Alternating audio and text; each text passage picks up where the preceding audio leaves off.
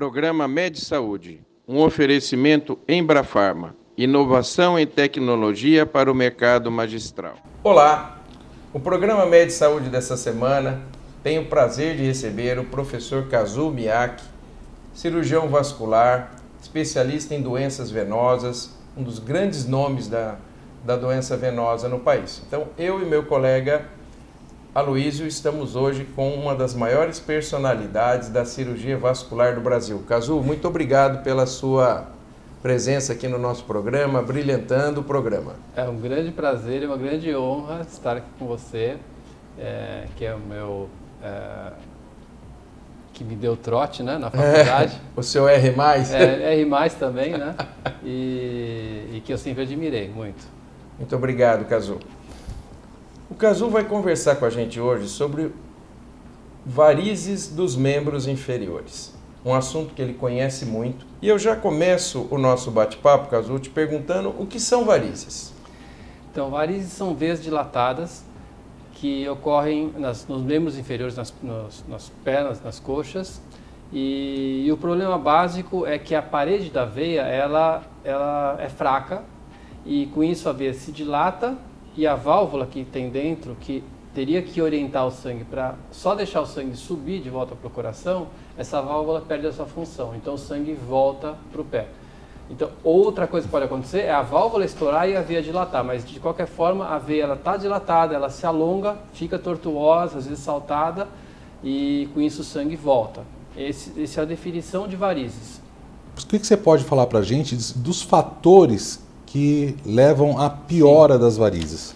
Então, são 5 fatores que causam as varizes, que pioram as varizes. O fator principal é o genético, que isso não tem como mudar. A pessoa nasce, muitas vezes, com uma perna com a veia safena ruim, a outra perna é ótima, né? E tem 5 fatores principais que aceleram as varizes, que são gravidez, anticoncepcional e hormônios femininos, que pode ser tanto para anticoncepção quanto para reposição hormonal, ficar em pé parado, ficar sentado parado e a obesidade. Bom, tirando aí, acho que só 2 que eu não tô, né? Você não tá grávida, né? Usando hormônio feminino. Nem grávida, nem usando hormônio feminino. Em pé, parado, essa coisa toda, que faz parte do nosso dia a dia. Eu uso meia de compressão todo dia. Eu fico muito em pé, uso meia de compressão. Sim, eu tenho usado também durante as cirurgias e tem sido muito bom. Ajuda. Por que as varizes voltam? Porque às vezes você vê muito disso, né, Kazuo? As pessoas, não, olha, eu fiz tal procedimento, depois voltou e tal. O que acontece? Operou 3, 4 vezes? Não. Sim. Bom, o fator principal é que não foram tirados todos os pontos de refluxo. Então, meu pai, que era cirurgião vascular também, eu segui a carreira dele, Hiroshi Miyake, ele falava que era como uma parede com infiltração. Se você for lá, tirou um cano furado, olha, o cano está enferrujado aqui, tirei, maciei, vamos pintar, e não funcionou, a parede estufa de novo, é porque tem outros canos furados. Então, para você conseguir retirar, tratar tudo, você precisa, você vai ter maior chance de sucesso com recursos tecnológicos, que, por exemplo, é a ultrassonografia e a realidade aumentada. São 2 aparelhos que ajudam você a ver as veias, aonde elas estão. E tendo esses recursos, você tem mais assertividade, você tem mais chance de tirar todo o problema. Porque muitas vezes a veia que está dilatada é aquela veia pior. Mas existe também aquela veia que já está ruim, não é palpável, não é visível, e se você não trata ela vai causar varizes de novo, né? E um outro problema que segue junto com isso é que os convênios cobrem tratamento de varizes. Só que o pagamento, como a gente sabe, é muito baixo. Então o médico não consegue ficar numa consulta longa, fazer ultrassom na consulta, não consegue fazer um tratamento cirúrgico completo, porque ele tem um pagamento muito pequeno e aí ele vai acabar tirando só as veias mais grossas. Então a pessoa operou varizes, mas não tratou o problema por completo. E outro detalhe, tem muitas pessoas que queixam de dores nas pernas, mesmo sem varizes visíveis. Isso é possível? Essa pergunta é muito boa, Luiz. Tem o oposto também. Tem gente que tem veias grossas né? E você fala assim, nossa, dói tua perna? Não, a perna não dói nada. E a pessoa, se for homem, por exemplo, ele vai enrolando porque não dói nada, minha perna não tem problema, eu não ando de saia, raramente ando de shorts, a pessoa vai enrolando com aquilo que é ruim, ela pode ter uma trombose. Mas a dor e as varizes nem sempre... dor não é um bom parâmetro para saber se as varizes estão piores ou melhores. Certo. Tem gente que tem varizes grossas e não tem dor, tem gente que tem dor e não tem varizes. Porque a dor nas pernas, a melhor forma de a gente ver é o seguinte. Se, no caso da pessoa ter dor na perna, você põe a perna para cima, deitou, e a perna vai melhorando, aí provavelmente são varizes. Acorda bem, e aí durante o dia vai piorando a dor, provavelmente são varizes. Agora, aquela pessoa que está sem dor, deita e começa a doer, ou acorda no meio da noite, geralmente é pinçamento de nervo, muito comum o ciático. Na posição, a hora que a pessoa deita, começa a tentar dormir, relaxa, o colchão às vezes é ruim, e pinça e começa a doer, chega a acordar por causa da dor. Isso é bem típico de... E aí acaba confundindo as coisas. Acaba confundindo porque dói a perna, mas na verdade o pinçamento está aqui na coluna. E a pessoa às vezes não tem dor na coluna, tem só o pinçamento no ciático. E aí a dor, mas geralmente a dor é um pouquinho diferente. Ela vem um pouquinho atrás do bumbum, atrás da coxa e vem aqui para a perna. E a dor das varizes é mais um peso realmente do joelho para baixo, mais na parte medial, essa região aqui. Perfeito. Cazu, vou te fazer uma pergunta fora do script aqui, mas que é uma curiosidade. Nós somos amigos, você sabe que eu admiro muito o teu trabalho. E aproveitando que você tem toda essa experiência na área venosa, como que foi a escolha? Eu sei que teu pai é um nome da cirurgia vascular, deixou todo um legado que você está continuando. O que te atraiu para trabalhar com essa área? Né? Que ir de encontro, porque hoje você se tornou, vamos dizer, o maior nome da cirurgia venosa do país, né? Então e é uma área que ninguém queria fazer. Sim. Então começou assim. Meu pai ele gostava de pescar, e eu ia pescar com ele, gostava de caçar, eu ia caçar com ele. E ele montava os slides com muito capricho, na época eram slides em carrossel, e ele colocava 2 projetores para ter mais qualidade para poder mostrar o antes e depois. Então, para você colocar, você tinha que ordenar os slides na posição correta, que ele vai de ponta cabeça e ao contrário. Sim. E coordenado 1 com 1, 2 com 2. Perfeita. Inclusive, ele tinha um adesivo muito grande, direita e esquerda, mas depois eu acabei comprando um vermelho e um verde, porque as cores da navegação, você olha e você vê que, que eles colocaram o carrossel invertido, porque para deixar o antes na esquerda, na projeção. Enfim, e nisso eu ajudava ele a montar e vi o quanto que era bonito o resultado que ele conseguia e quanto que ajudava as pessoas. Eu achei isso interessante e era um trabalho delicado, né? Uhum. Eu via que era uma coisa interessante. Então eu me interessei em fazer medicina e seguir a carreira dele, porque eu gostava de tudo que ele fazia. Sim. Falei assim, vou fazer. Na faculdade, eu vi outras áreas. Primeiro eu vi, lógico, que a área cirúrgica era a minha área. Eu sempre gostei de fazer coisas manuais e de ver o problema e resolver o problema. Eu nunca fui bom em medicamento, decorar fórmula química, essas coisas me confundiam, estadiamento. Eu olhava lá e falava, gente, eu nunca vou conseguir decorar. O cirurgião quer pôr a mão, né? Eu nunca vou conseguir ser um clínico. Sim. Porque eu não consigo colocar todos aqueles... Olhar um monte de exame e colocar... Sabe, isso, a pessoa tem que ter uma capacidade, um dom para isso, né? Sim, sim, sem dúvida. Eu começo a ler um livro, quando eu vou ver, eu já não lembro onde eu estava, enfim. Eu sou bem, assim, cirurgião. E eu já te pergunto uma outra coisa assim que é de interesse de todo o público. Qual que é o repouso necessário após uma cirurgia de varizes? Então, essa pergunta ela mostra muito a diferença do que era o tratamento de varizes na década de 60 e o que é hoje. Na década de 60, só se fazia a retirada das veias grossas. Então eram cortes grandes para retirar a veia e sutura com ponto de algodão. Então deixava a cicatriz horrorosa e arrancava as veias grossas e era uma coisa terrível. Machucava nervo, era bem, bem ruim mesmo. E por ser muito grosseiro e não tratar o problema por completo, que nem tinha como na época, sim. O paciente sofria muito porque ele estava muito machucado e ainda com retorno venoso ruim. Então tinha que ficar 1 mês com a perna para cima. E 3 dias internado, porque na década de 60 uma anestesia geral era uma trombada. A pessoa ficava passando mal, vomitando, em observação para ver se não tinha pneumonia. enfim. Ou seja, era bem cruento o negócio. Exatamente. Bem, nós estamos terminando o primeiro bloco do programa. Voltaremos para o segundo bloco com o Dr. Kazuo Miyake falando sobre o tratamento da insuficiência venosa dos membros inferiores, traduzindo numa linguagem mais simples, das varizes das pernas. Não saia daí, já estamos de volta.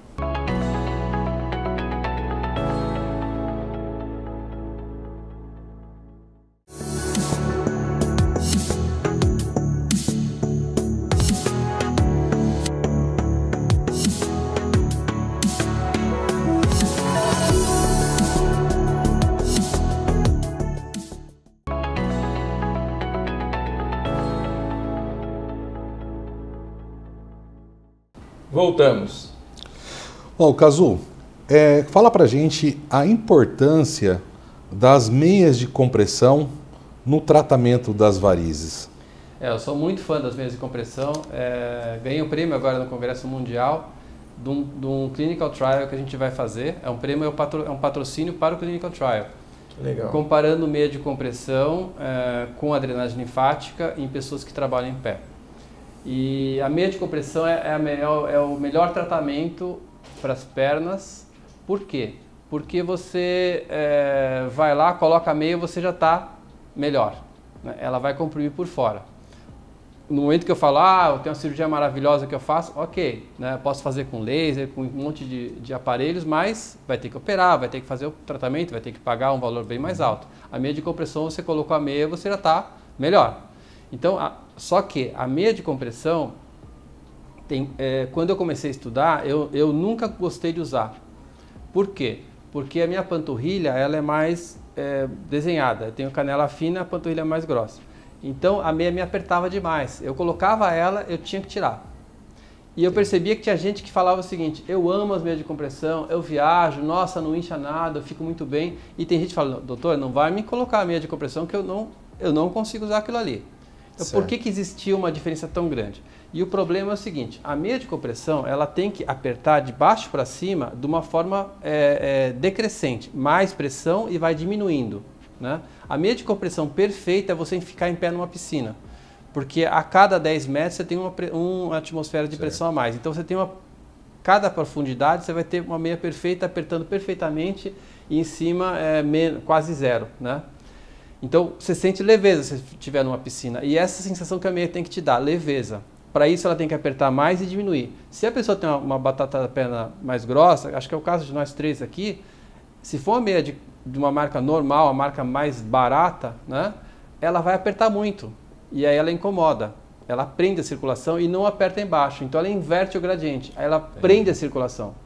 Agora, também não adianta você pegar a melhor meia do mundo, colocar ela e você dobrar ela, ou ela é muito longa, a pessoa compra a meia errada, pega a meia do marido e acha que minha canela é igual ao do meu marido, tá bom, só que ela é mais baixa. Aí ela coloca a meia e dobra aqui porque foi muito comprida, então aqui ficou dobrada a pressão, e aí vai garrotear. Então, no meu Instagram tem um vídeo que fez muito sucesso, acho que tem uns 300 mil visualizações, que fala sobre como colocar, tem uma técnica de como colocar a meia de compressão, mas uma das dicas excelentes são, se você sente bem com a meia, ela está funcionando. Sente mal, não está funcionando. Se você tira a meia e tem uma marca aqui, não está funcionando. Se você tira a meia e não tem marca, é o certo. Aproveitando esse gancho da meia, antes da próxima pergunta. A meia ideal, então, é a meia que vem até o joelho? Depende. É isso. Para homem, só até o joelho. Para homem, por vários só até motivos. o joelho. Um, porque, assim, culturalmente, o homem não usa meia 7/8 nem meia calça, né?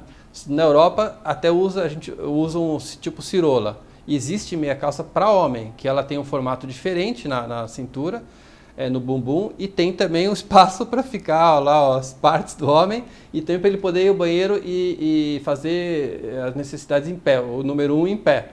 Então tem uma abertura na frente. Então existe meia calça para homem fora do Brasil. Aqui no Brasil não tem. E como o homem também tem a batata da perna mais definida, é mais fácil de colocar e ter o gargalo aqui, para não apertar. Então, homem, sempre 7/8. Mulher, depende. Tem mulher que tem a perna mais cônica, não serve 7/8. Ou tem a gordura mais molinha, não vai ficar bem, vai garrotear. Por mais que a meia seja da melhor marca. e nesse caso é melhor uma meia, meia calça. E uma meia 7/8 também não serve para uma mulher que tem a coxa que é cônica. A coxa tem que ser reta e bem, às vezes, musculosa para servir a 7/8. Então, cada caso é um caso e as meias, quanto mais formatos de perna, uma meia sofisticada ela tem 18 variações de formato ou pode ser customizada para a perna da pessoa. Esse é o ideal. Ou seja, não é simplesmente ir lá na loja e comprar a meia, ou seja, não. Precisa da avaliação médica. Precisa da avaliação médica, mas muitos médicos não conhecem todas as meias ou não indicam porque acham que uma marca ou outra é mais cara. Mas não adianta você pegar uma marca que é mais barata, só que ela não vai servir, a pessoa não vai usar, então é melhor nem gastar nada. Entendeu? Então é muito delicada essa questão, porque também você tem que ver a durabilidade. Às vezes uma marca da meia é mais cara, mais alto o preço, só que ela dura muito mais. Então isso realmente tem que ser visto e volta àquilo. Você tem que se sentir bem com a meia e ela não pode apertar, você tem que sentir leveza na perna. O Brasil tem boas meias? Então, tem muitas marcas de meia no Brasil, mas infelizmente a melhor marca de meia que tem ela é alemã. É feita lá e custa o valor de R$500, uma meia até aqui. Mas você encontra no Brasil? Tem no Brasil. Okay. Mas assim, como eu falei, se você for ver o tempo que ela dura, ela é mais barata do que ela você pagar R$50 uma meia que você vai usar e jogar fora. E eu que não consegui usar, né? Porque fica machucando. Tudo ou mais. Ela se lavou 2 vezes, ela perdeu o formato, entendeu? Cazu, me fala um pouco da técnica CLACS. Vamos esclarecer o nosso público sobre essa técnica. A técnica CLACS é uma técnica que eu desenvolvi a partir do meu doutorado e eu fui acrescentando tecnologias sempre pensando em não machucar, sempre pensando em não ter riscos de qualquer complicação, porque ela é feita para tratar estética. Então, uma coisa é a pessoa vai operar o coração e ela fumou, não fez ginástica e aí teve arteriosclerose e está numa situação que teve que fazer uma ponte safena, né, um bypass cardíaco. Corona. É um risco, né? Pode acontecer que a pessoa não vai resistir à cirurgia, mas ela tem já um corpo fragilizado. Agora, se a pessoa vem por conta de uma estética que ela não está achando bonito, nem é umas varizes, aquilo não pode estar errado. Aquilo você tem que tentar melhorar, mas sem risco de ter uma anafilaxia, por exemplo. Claro. Então, eu já desenvolvi a técnica não usando detergentes, que é o que se faz com a espuma. Porque, pode acontecer 1 para 10 mil, 1 para 20 mil? Pode. Mas você raro. Pode ser esse 1, né? Exatamente. E aí é 100% para a pessoa. Se você for 1, para você, não é 1 em 1000. Você é 1, ou seja, então, 100%. Esse foi um dos motivos, né? A úlcera também, pós-escleroterapia, enfim. Várias coisas que me fez usar só a glicose e o laser, que também ajudava a somar a força de um com o outro. Então é crio de ar gelado para diminuir a dor e aumentar a segurança no laser. Crio laser. Então o laser machuca a veia parcialmente e aí cria a escleroterapia, que é o ar gelado de novo, para ajudar na dor, para ajudar a glicose a ficar mais gelada e ter mais efeito. E a glicose faz um efeito por osmolaridade. Ela machuca por ser muito, ter a osmolaridade alta. Que nem você colocar açúcar e cristalizar uma fruta que apodreceria, ela dura um tempão. O bacalhau também, você coloca um monte de sal, ele se conserva fora da geladeira, porque a concentração de sal ou de açúcar puxa toda a água e as bactérias que estão ali morrem. Sim. Então é assim que funciona. O açúcar da glicose puxa toda a água das células do endotélio que revestem a veia e isso mata a veia, né? Mas junto com a ação do laser que já danificou. Então com isso a gente consegue secar os vasos e consegue até 1,5 mm de diâmetro, que já eram veias que antes a gente tirava com agulha de crochê. Então, com essa técnica, a gente consegue muita segurança, muito efeito e evitar 86% a necessidade de cirurgia. Puxa, muito legal. Eu imagino, então, que o CLACS, ele aposentou aquela coisa de ficar laçando veinha. Aposentou a agulha fina na nossa clínica, a gente não usa a agulha 12, a gente não usa faz muitos anos. E inclusive ela foi proibida no hospital porque ela era muito fina e ela podia quebrar a ponta e aí ficava dentro do paciente. Não é uma coisa tão grave assim, porque você pode ir lá e pegar um ultrassom e tirar. Mas, enfim, o hospital, como quebrava muito essa agulha, eles acabaram proibindo no hospital.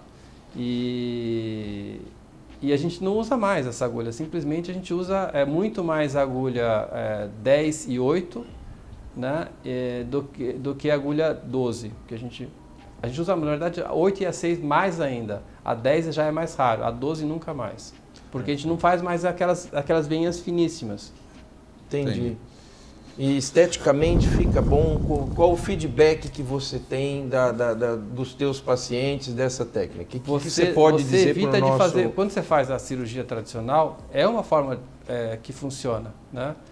Isso, como eu falei, a meia de compressão é uma excelente opção. Vamos supor um homem que não tem queixa estética, que de repente nem tem tanta veia dilatada, usa a meia de compressão, não vai precisar operar.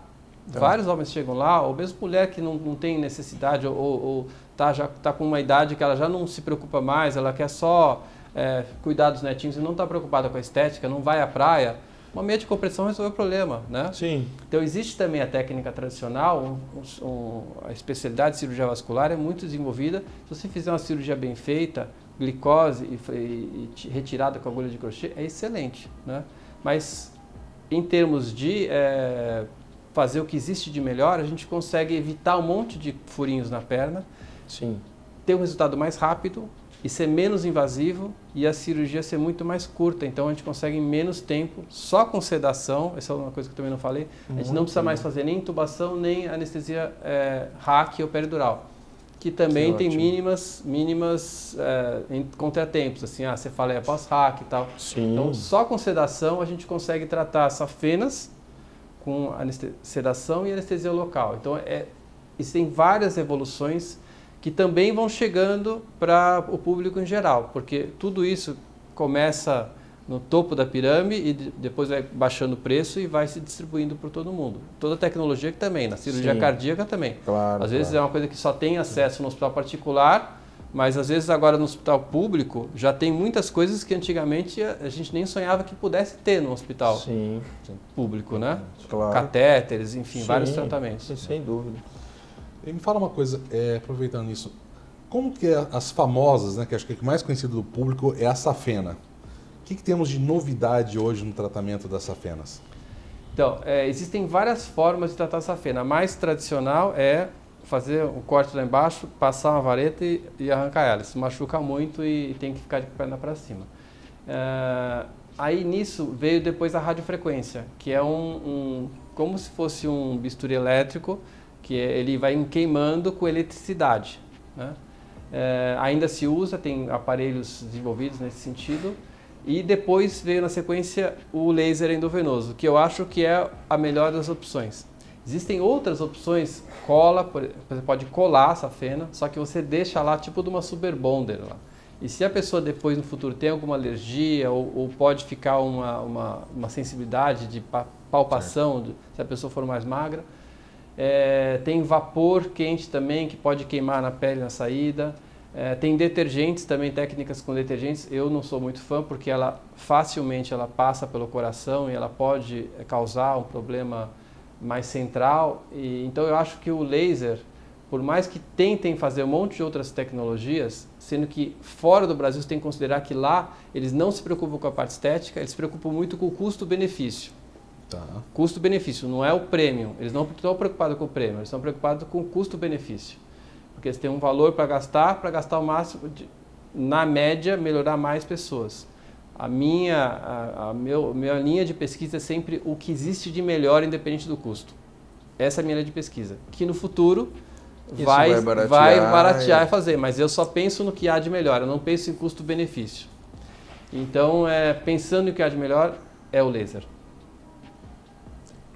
Bem, estivemos aqui com o Dr. Kazuo Miyake, como vocês perceberam, uma autoridade na cirurgia de varizes, que abrilhantou o nosso programa aqui do Med Saúde, falando sobre as alternativas e o que temos de mais moderno para o tratamento da insuficiência venosa dos membros inferiores. Kazuo, quero te agradecer por você ter vindo nos dar essa entrevista que muito me deixou contente em revê-lo e ver como que você se mantém up to date na situação de conhecimento sobre o tratamento das varizes. Obrigado, é uma honra estar aqui com você, que eu sempre admirei da faculdade desde o começo, conhecer a Luísa aqui pessoalmente e E acho que a gente consegue, muitas vezes uma pessoa que eu nunca vou ver na vida, a gente consegue ajudar e estimular a pessoa a ter uma vida saudável, perder peso, ir até um cirurgião vascular, uma cirurgiã vascular para cuidar das suas varizes, porque vale muito a pena. Hoje em dia tem recurso para ter qualidade de vida e se sentir bem e poder aproveitar o nosso país lindo que a gente tem, que a gente não precisa ficar o tempo todo com roupa. Você pode estar na praia, piscina, parque, enfim. Ok, Kazu, muito obrigado.